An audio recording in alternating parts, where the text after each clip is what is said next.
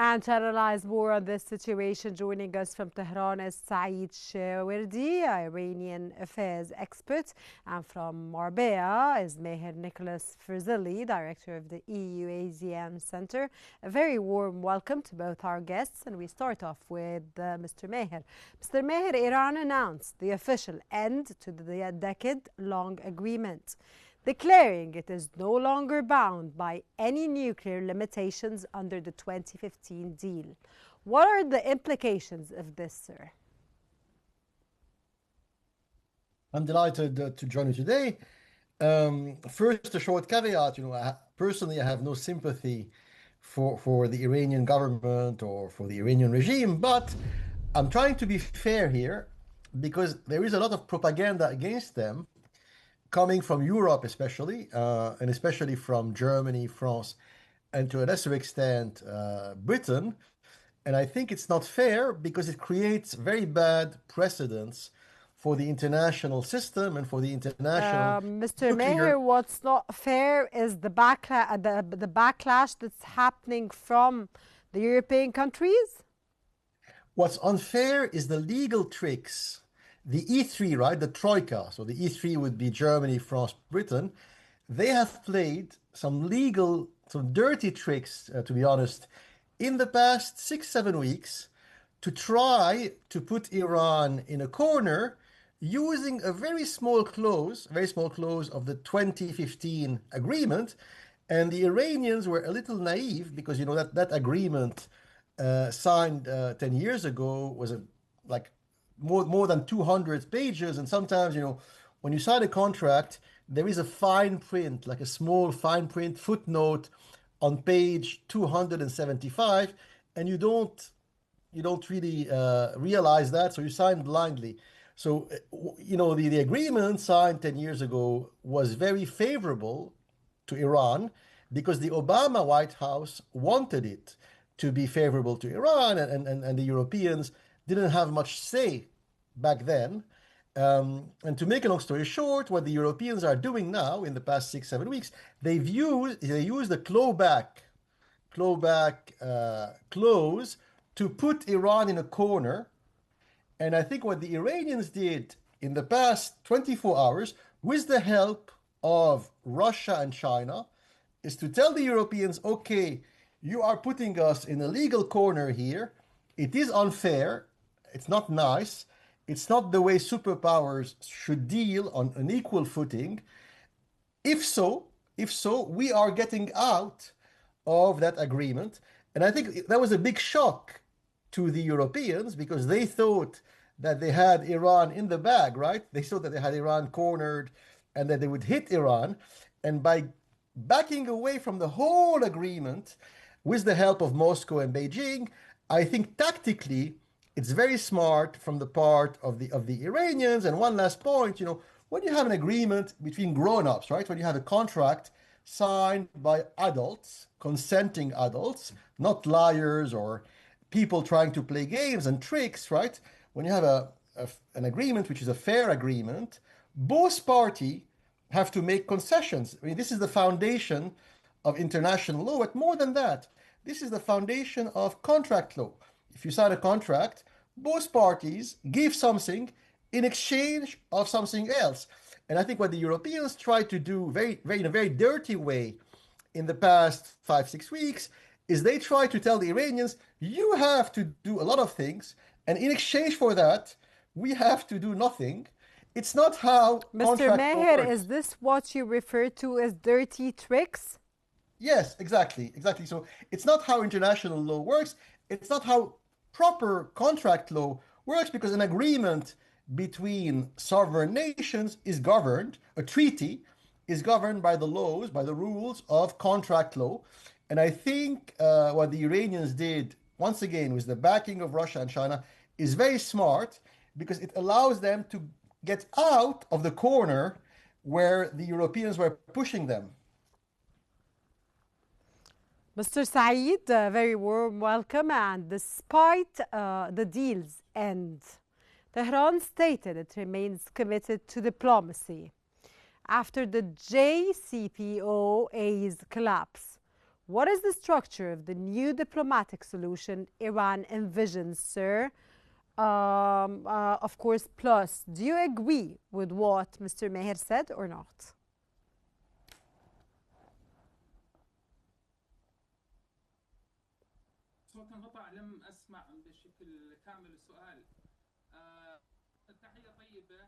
Evening to you and to everyone who's watching here. Of course, the agreement has ended, and Iran is saying that now they are free of of the previous agreement, or free from the JCPOA that it signed with the P5.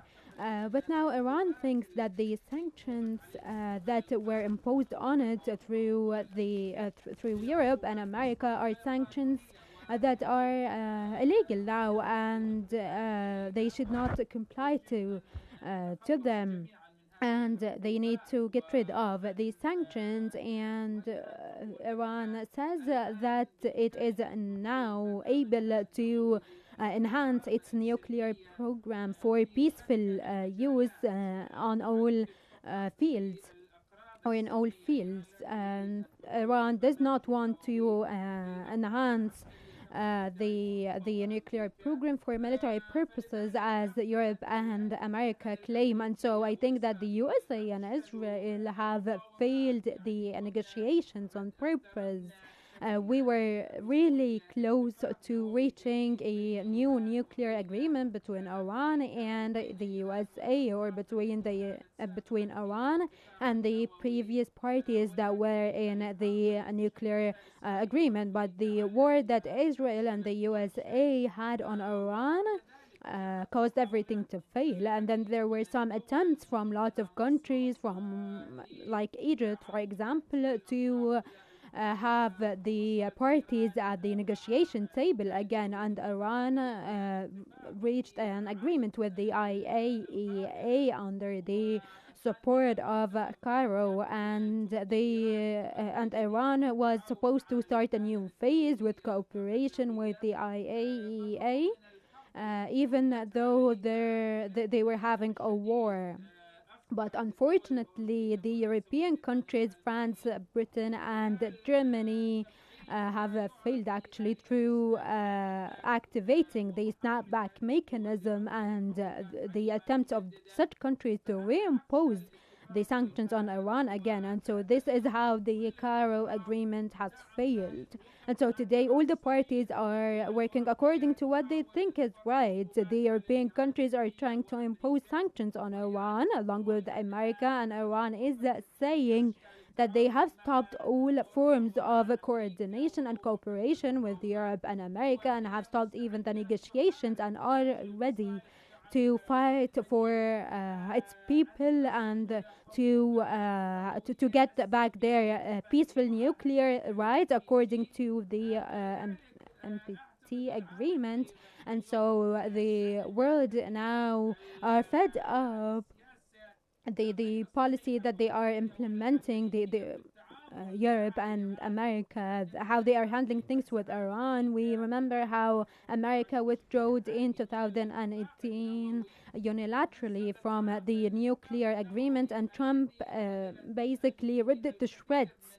And it was an agreement that had so much effort put to reach it in 2015, but then Trump ripped it to pieces. Okay, sir, I got it here. Thank you very much. I just want to ask you a question. How do you think Iran is going to handle this situation? As an Iranian expert, Mr. Saeed, how do you think Iran is going to handle this situation? Than before. The American sanctions now are very weak. They cannot stop the Iranian economy, and the countries around the world. A few days ago we saw a meeting so as to not have them alive. More than 120 countries were calling relieve the sanctions on Iran, and they thought of the sanctions as an illegal that Europe and America are having on Iran. Today, Russia and China. Being in the Security Council, they are absolutely refusing reimposing the sanctions again on Iran, and now actually these sanctions are unilateral. The USA sanctions, no one really wants these sanctions except for Netanyahu and France, Britain, and Germany. Even the European Union, the other European countries don't want these American sanctions on Iran, because they harm the European economy and they harm the European people. But the three European countries, the E3, they think that they need to comply to the American sanctions because of what Washington is doing. And so now the whole world are refusing these sanctions and condemning them. China thinks of these sanctions as harmful to their economy. Russia condemns it as well. All the neighboring countries to Iran, like Turkey, for example, and lots of other countries that have economic relations with Iran, don't want these sanctions to stay up, especially that there is no justification. Leave it here, Mr. Saeed. Mr. Maher, your take on Mr. Saeed's comments, sir, and how do you read it? I don't want to sound cynical. But why don't you want to sound cynical? Or dark or pessimistic? But what I'm coming at is here I will criticize both the European hardliners, Germany, France, Britain, but I will also criticize the Iranians. So I think they're both have kind of a hardline stance, and probably the Europeans. Sorry, sir, who has hardline? The both, you said? Both the Iranians and the European Troika. And the European Troika is probably more hardline and more extremist than the Iranians, which is kind of funny. And why am I saying so in a cynical way? Because I think they're both clinging to the past. Why are the Iranians and the European Troika clinging to the past? Because the European Troika, to make a long story short, who are they? They are neoconservatives. So they are not like President Jacques Chirac, right, who opposed the Gulf War and opposed George W. Bush and Tony Blair. Today, most governments in Europe, their ideological orientation, their thinking, their worldview is very much the worldview of George W. Bush, Dick Cheney, and Tony Blair. They like war. They love war. They believe in perpetual war and in neo-colonialism, just like George W. Bush and Tony Blair. What's interesting is when President Trump entered the White House 10 months ago, he put an end to the neoconservative lobby in Washington. And here I will disagree with my Iranian colleague. I think he's wrong about Trump. And by the way, when Trump... Who's wrong about Trump, sir? My Iranian colleague. And the Iranian government. I think they're wrong about Trump. What did he say wrong about Trump? Precisely when he said that in 2018, he torn down the nuclear agreement, right? He exited abruptly and brutally the nuclear agreement in the year 2018. Yes, because the first Trump presidency was very different from the second Trump presidency. Why? Very briefly, because in the first Trump presidency, 7 years ago, the neoconservative lobby was still very strong inside the Republican Party and inside the Trump White House, with people like John Bolton, who are really from sort of George Bush school, right? Today, it's a complete different Trump White House. What he did in the past 8 years, he got rid of the neoconservatives within his own party. That's why they fled to Paris, Berlin, and London. And today, this is where you have the neoconservative warmongering extremists in France, Germany, and the European Commission. And they want war with Iran. It is not what Trump wants. Trump has a very cold worldview. He doesn't hate Iran. He doesn't like Iran. he couldn't care less. But he's not a hardliner like Ursula von der Leyen or NATO He doesn't or hate Iran. He Macron. doesn't like Iran, but he doesn't want Iran to have a nuclear weapon. Yes, he wants a deal. So I think what Trump wants is a They deal were with in Iran. the middle, sir, of negotiations, and Yes, then suddenly Israel decided exactly. to. Exactly. And I think this is why we had the 12 days, the very strange, very bizarre, very theatrical Isn't 12 there days question war. marks about this 12-day war, sir? Yes, because I think the Israelis, with the backing of the Europeans, so when the Israelis attacked Iran, triggering the 12 days war, clearly they had the backing of NATO, Ursula von der Leyen, and Emmanuel Macron, right? Initially, Trump did not want to be dragged into that war, and Trump did everything he could to stop the war after 11, 12 days. So But he, here, but he is the one that hit at the end of the day, sir. yes, because it was theater. So it was a theatrical, it was not an all out. So on both sides, Iranian side, Israeli side, it was not an all out war.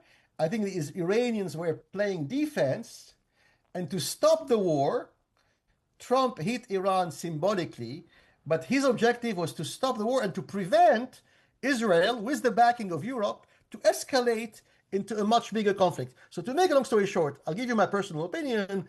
Trump is neutral. Trump does not want to hit Iran. Trump does not want to be entangled in a long war with Iran, like America was entangled in a long war in Iraq, right? And he thinks that the neoconservative view, the George Bush, Emmanuel Macron view, is really stupid. And I think Trump is right. And I think he doesn't want an entanglement. What does Trump want? He's focusing aggressively on one single issue. He doesn't care about Iran, Israel, the Middle East. One single issue, the technological industrial race with China. This is the only concern Trump has. All the rest is irrelevant to Okay, him. sir, I'll leave it here and I'll come back and ask you about Trump and why is anyone or any country that's dealing with China an issue with Trump with regards to the Iranian, of course, the nuclear sanctions. I'm not going to discuss anything otherwise the sanctions in this program today. I'll go to Mr. Saeed and I'll be back to you again. Mr. Saeed, with the JCPOA ended, what fundamental, verifiable assurance would Iran require from the West to return the original limits set in 2015? And it's obvious from Mr. Maher and what he just said now that it was a different administration with Trump as the leader of the United States. But his second term is totally different.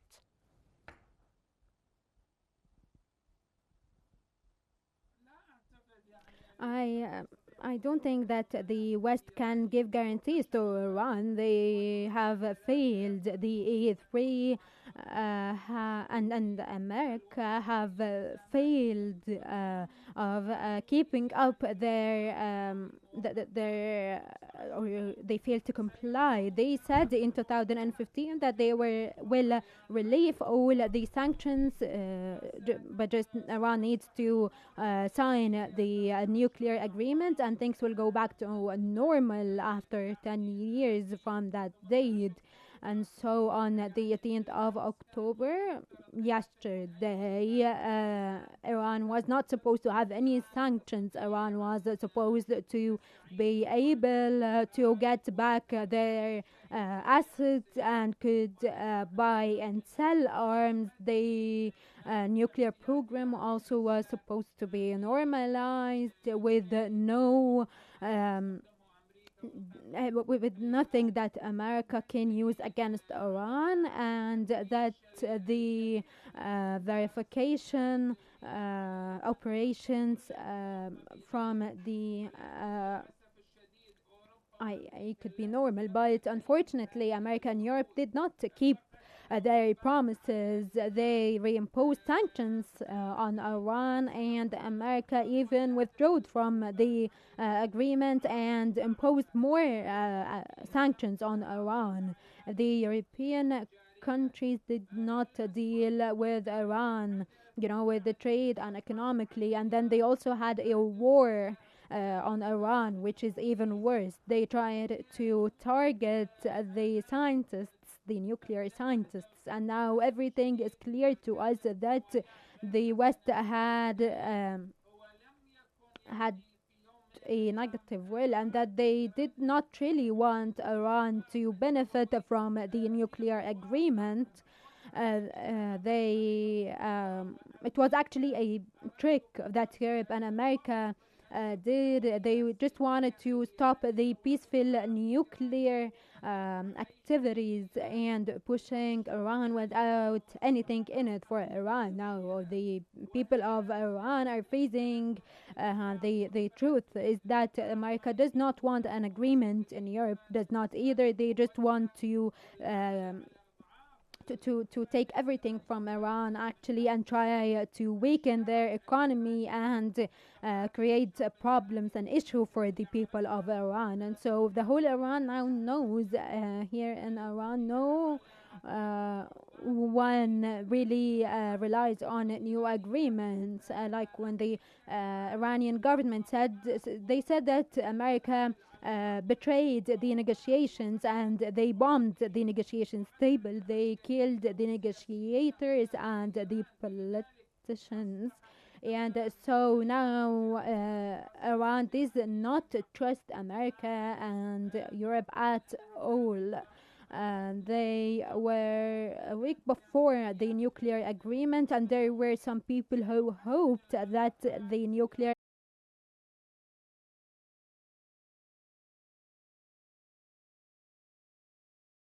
were not straightforward. Now Iran does not It's not trust. about being straightforward. It's about being a war suddenly was ignited in when Israel decided to hit Iran. So the negotiations stopped easy. Mr. Maher, I asked you a question before I went to Mr. Saeed, and for the West, is the current goal to revive a version of the old JCPOA, or to create a completely new framework addressing nuclear activity?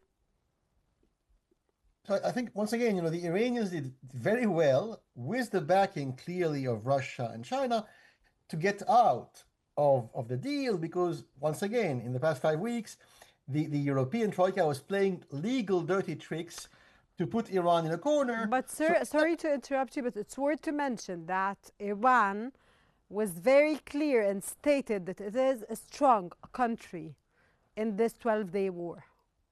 Yeah, whatever, that's also part of the... It's not whatever, sir, it's a fact. Yeah, maybe not, but it's not the issue. So I think, the real issue is, what is Iran's interest? Iran's interest, because they went out of the deal, they torpedoed metaphorically, that European Troika effort to put them in a corner, which would have been horrible for the Iranian economy. That was very smart. And now, what is the goal? To start afresh, to start anew, so a blank page, right? Of course, the blank page will not be completely blank. So when they start... Mr. Maher, how do you want a start fresh when Donald Trump says out and loud, Iran, we will discuss and we will negotiate and we will reach a deal? Yeah, of course. So he already has the answer. He's not discussing. He's not negotiating. No, what I'm saying... And this is the United States. What I'm saying is, here, the Iranians and some people in the Middle East are making that mistake. In my opinion, it's a mistake to conflate the White House, America, Trump, and Israel, and to think that they move in sync, right? So my Iranian colleague said that, blah, blah, blah, and they have killed Iranian diplomats and Iranian scientists. No, it's Israel who has killed Iranian diplomats and Iranian scientists. America is not responsible for that. Mr. Maher, does Israel do anything without the United States' permission? Of course they do. And in my opinion, it's a classic misconception, because in the past, like in the Bush-Cheney era, and to a lesser extent, the Clinton-Obama era, Israel and America, their policies in the Middle East and their policies vis-a-vis Iraq and Iran in particular were aligned. Today, they're not aligned. Today, America first. What does it mean, America first? It means a form of national egoism. What does it mean, national egoism? So, if there are cases when the interests of Israel and America diverge, America first means that the White House will choose American interests. What am I coming at? What is the value of Iran in the eyes of Trump? Not much, but there's one thing which is very important. China. China, and look at the size. Okay, sir. Mr. Maher, in 10 seconds, because I have to wrap up now. China, Russia, and Iran stand on one side, and of course the Troika, which is the E3, and Israel and Trump, of course. How do you read the situation when it comes to negotiations for the Iranian nuclear powers, sir, or dismantling Iran from nuclear weapons or even enrichment? I think the Israeli hardliners and the European hardliners are allied, clearly. Trump is a little different from them. He's obsessed with the New Silk Road. Because of China's New Silk Road and because of Iran's geographic importance, Trump is willing to make a few concessions and is willing to offer a fair deal to the Iranians as long as the Iranians themselves make concessions to reach a deal with Trump. Okay, why should they make concessions where they're the upper hand, sir? Mr. Maher Nicolas Firzli, Director of EU ASEAN Center, and Saeed Shawerdy, Iranian affairs expert. Thank you very much both for your time, special insights, and your valuable discussion. It was really an interesting interview, and I thank you so much.